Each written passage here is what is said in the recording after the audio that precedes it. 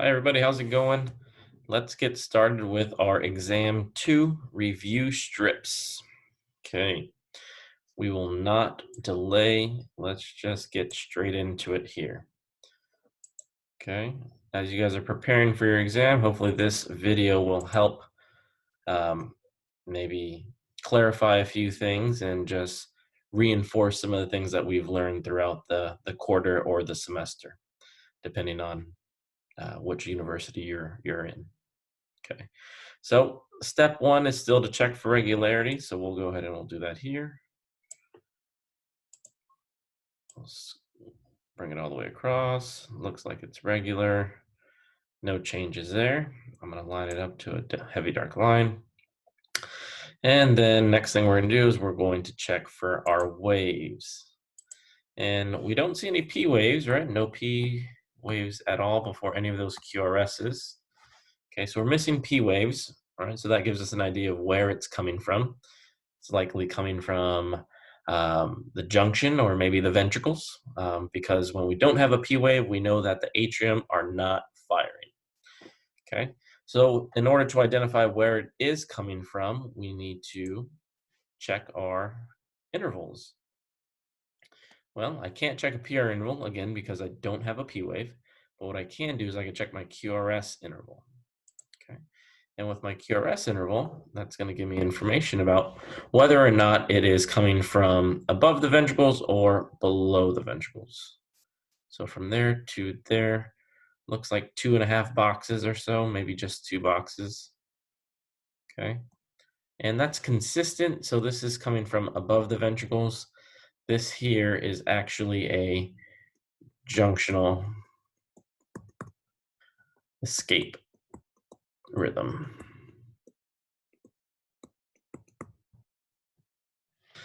Okay, and we have a rate here. We got 5, 10, 15, 20, 25, 30, 31, 32 boxes. Grab my calculator here.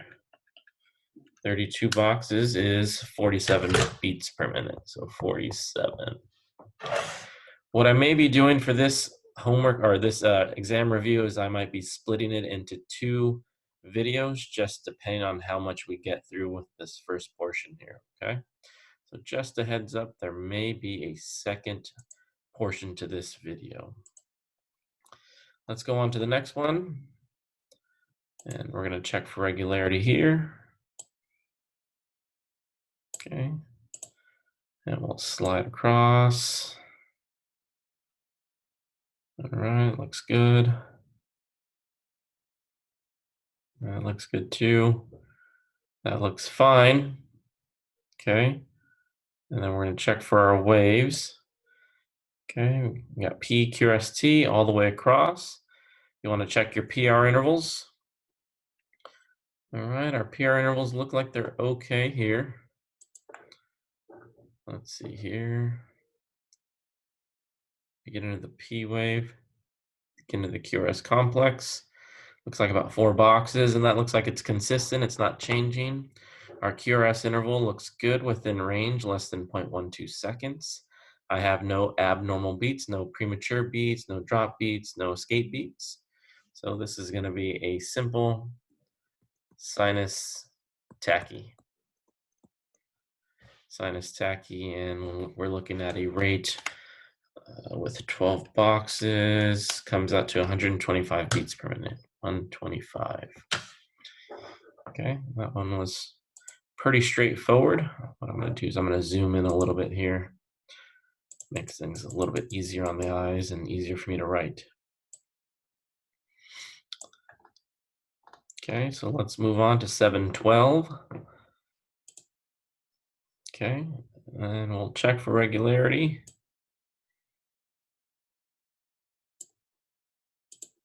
Okay, it looks to be pretty good. Oops.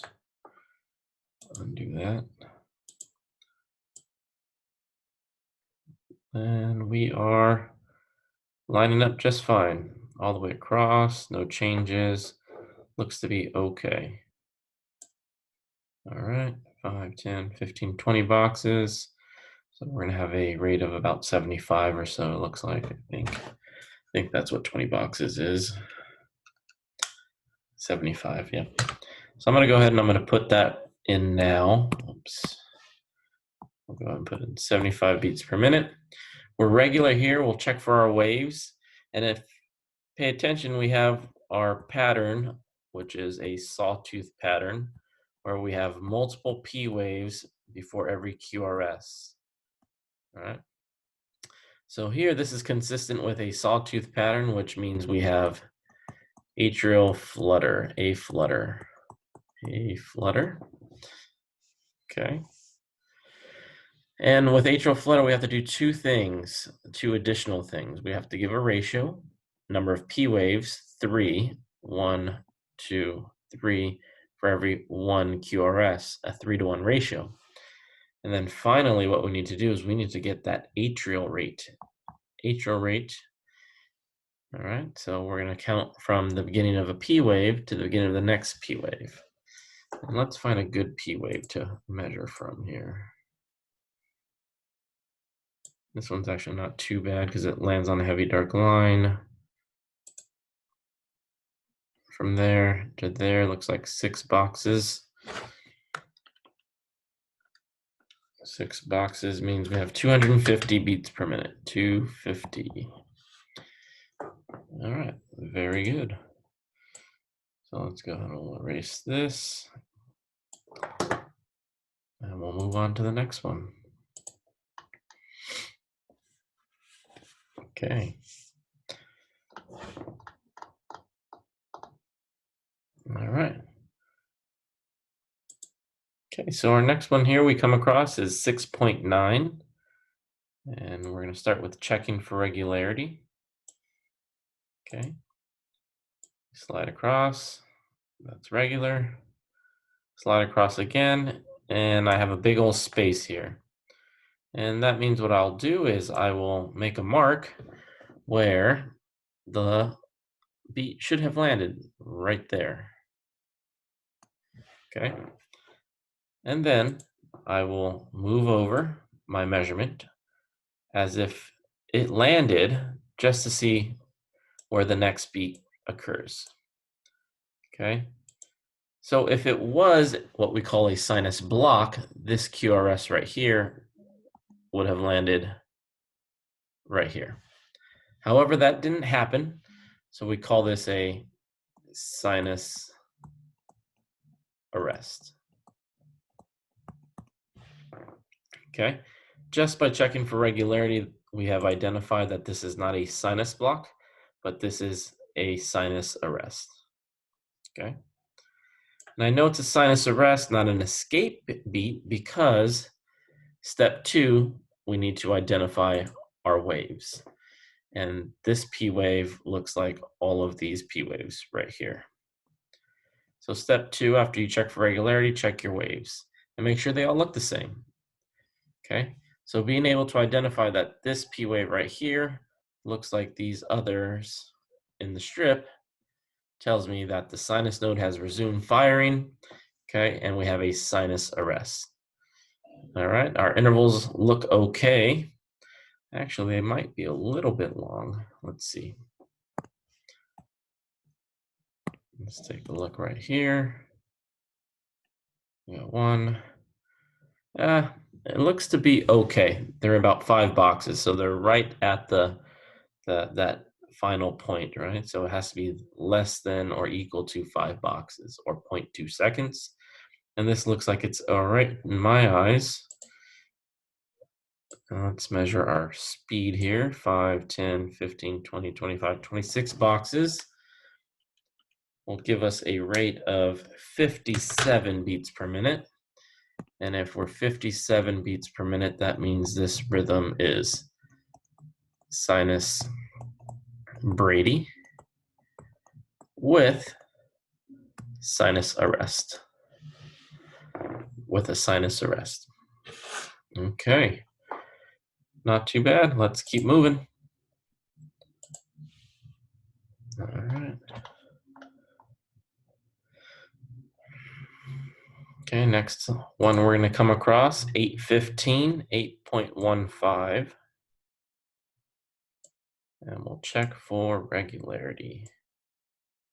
And this one looks pretty darn good as well. Pretty regular, not much changing here.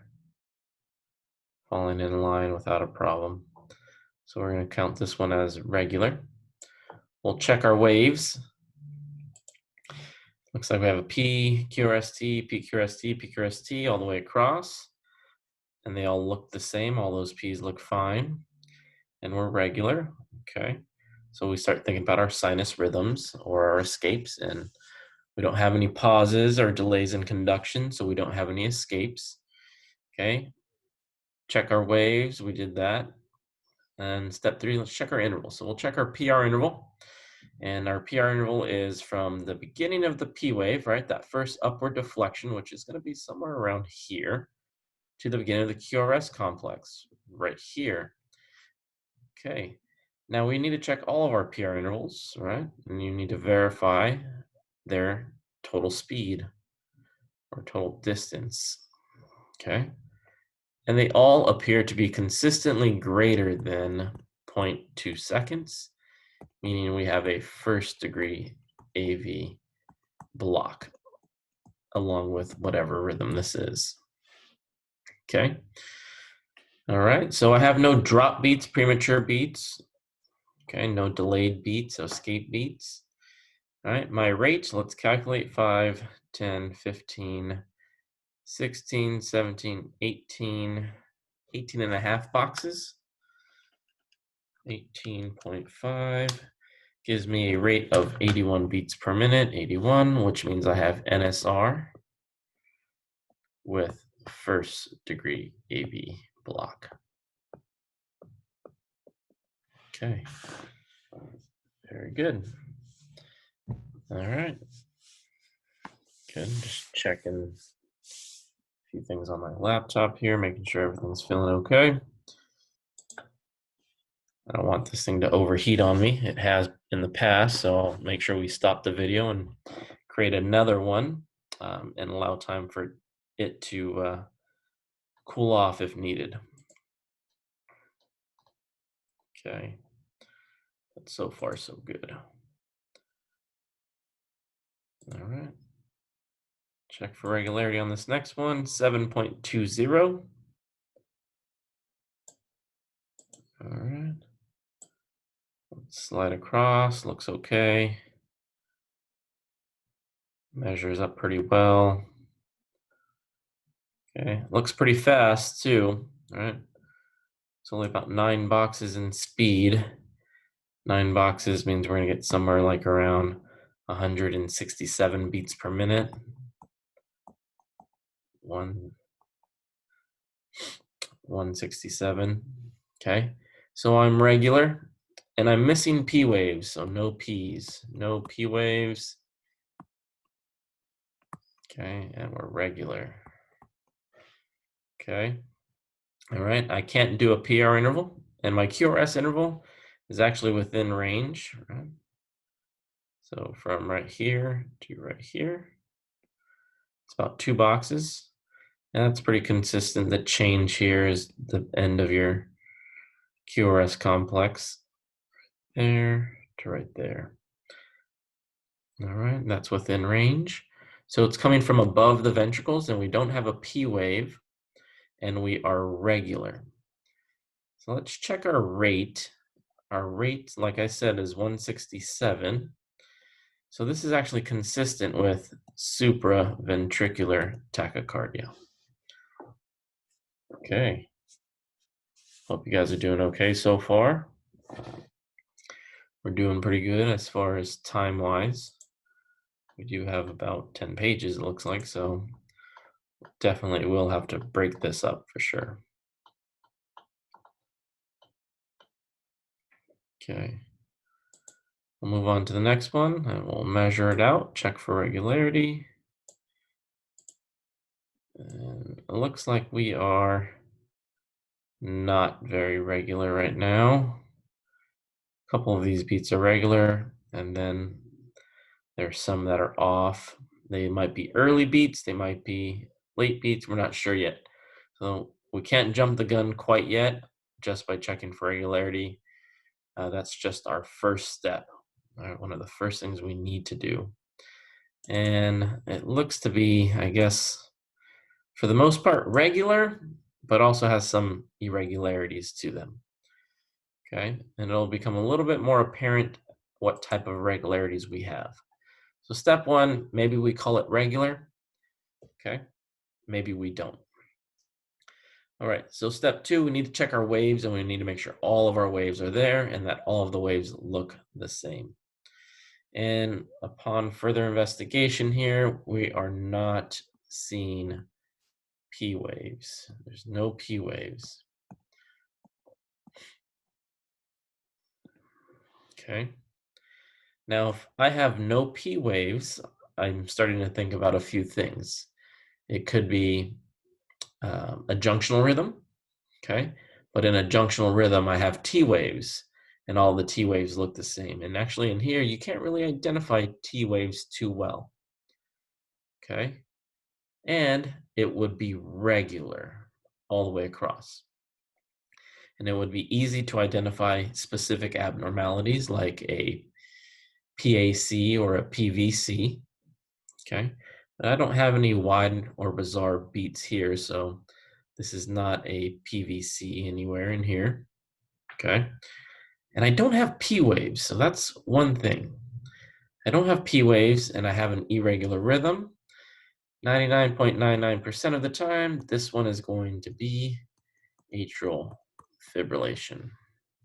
Okay, so in AFib, you're going to use the 6-second method. You got 1, 2, 3, 4, 5, 6, 7, 8, 9, 10, 11, 12, 13 boxes within 6 seconds times 10 gives me 130 beats per minute. Okay. All right. Let's keep it moving here.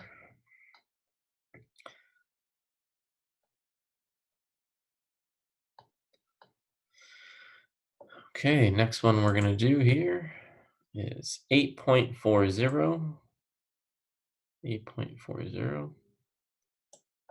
Quite a challenging one at that. From QRS to QRS, it looks like we have a regular rhythm. Okay, a regular QRS to QRS. Okay, so now let's look at our waves. We have a P wave here, P, a P, a P, a P. Okay, let's look at our QRSs. And we need to make sure all of our waves look the same. So let's take a quick peek at all those P's really quick before we move on to our QRSs. Okay, so some type of a upward P like that with a little point towards the right edge of the P wave. I think we kind of see that edge right here, right here, right here, and right there. Okay, all right, no worries. Let's move on to our QRSs. Look at this first QRS, it kind of goes up a little bit in this region, and then we have our QRS complex with our T wave.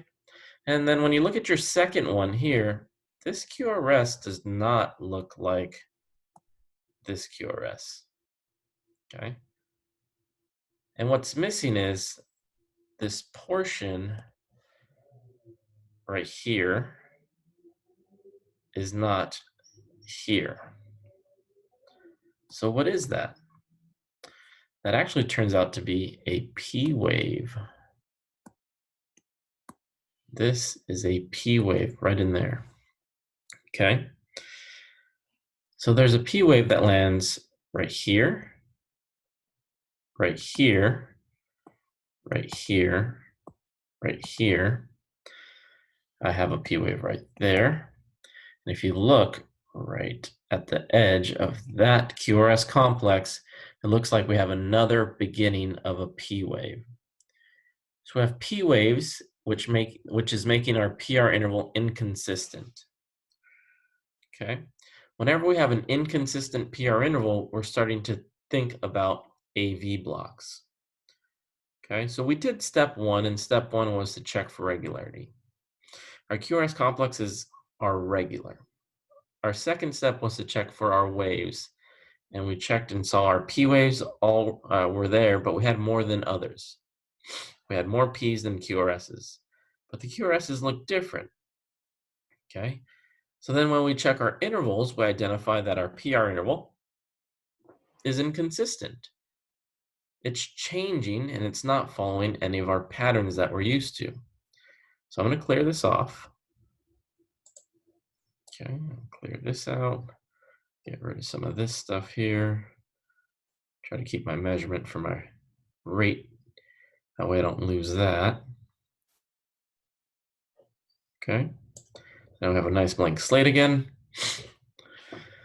Our PR interval, if that's a P wave at the beginning of this QRS, we have a small PR interval. Okay. It looks like we have a P wave with no QRS, a P wave with no QRS. If this were Mobitz, the PR interval would not change. So this is not Mobitz.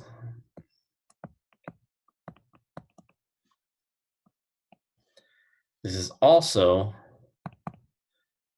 not a first degree. Okay, so now we have two more to choose from. We have Winky-Bach or a third degree. So we need to think to ourselves, well, what type of pattern does Winky-Bach have? Winky-Bach has a pattern in which your PR interval grows larger until it ultimately drops a beat. And then after that drop beat, it will reset and that PR interval will go back kind of to normal. So if we identify this here as a P wave, we have a small PR interval, right? So we have a drop beat and it resets, small PR interval. Oh, well, here it looks like we have another drop beat, which means after that drop beat, if it was Winky-Bach, it would follow back into line where we would have a similar PR interval like this one at the next beat, but that does not happen. So this is not Winky-Bach. This is a third degree AV block. Okay. And with a third degree AV block, you need to provide me with two rates. Okay. We have our measurement for our QRS to QRS. Let's measure our P wave to P wave. So we'll go ahead and take a measurement here. And we're going to go from the beginning of this P wave to the beginning right there. And we'll measure that out also.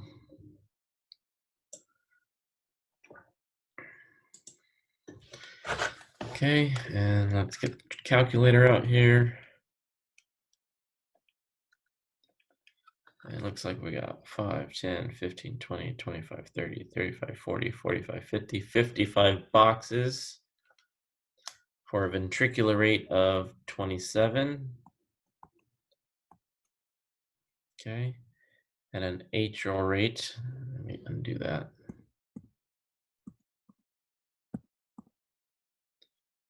Okay,